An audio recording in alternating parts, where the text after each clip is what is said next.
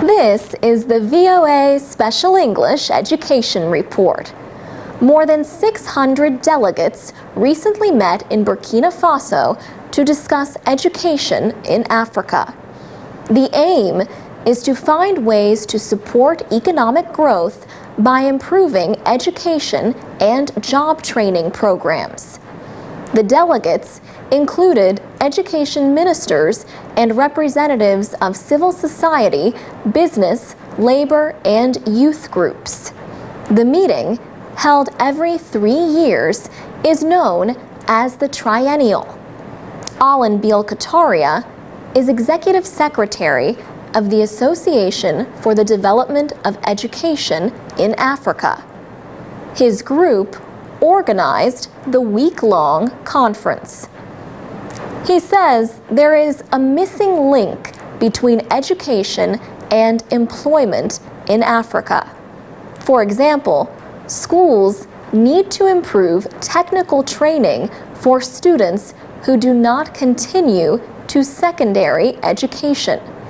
Mr. Beal-Kataria says educational programs need to be reshaped to better fit the needs of employers.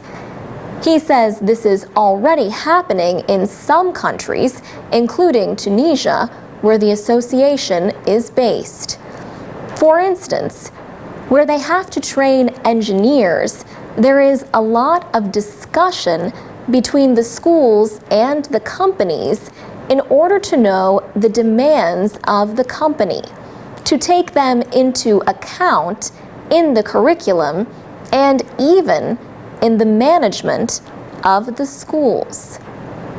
In Mali, an association of artisans is working to improve the skills of mechanics, woodworkers, and tradesmen.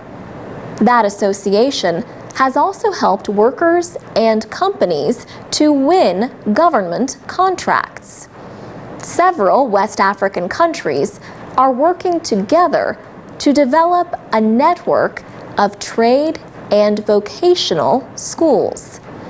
The idea is based in part on a successful example developed by Nigeria. Mr. Beal-Kataria says educators are working to connect government-run school systems with other groups that are helping educate students. These include non-governmental organizations, community literacy centers, and faith-based groups. Among these groups are Islamic schools or madrasas that are expanding what they teach. Another subject for the conference was peace education. The idea grew out of the violence in Kenya related to elections in 2007. The idea of peace education has since spread to countries including Rwanda, Somalia, Ivory Coast, Sierra Leone, and Liberia. New technology offers a way for Africans living elsewhere in the world, the African diaspora, to aid development in their home country. For example, a professor could use video conferencing to teach a class back home. For VOA Special English, I'm Alex Villarreal.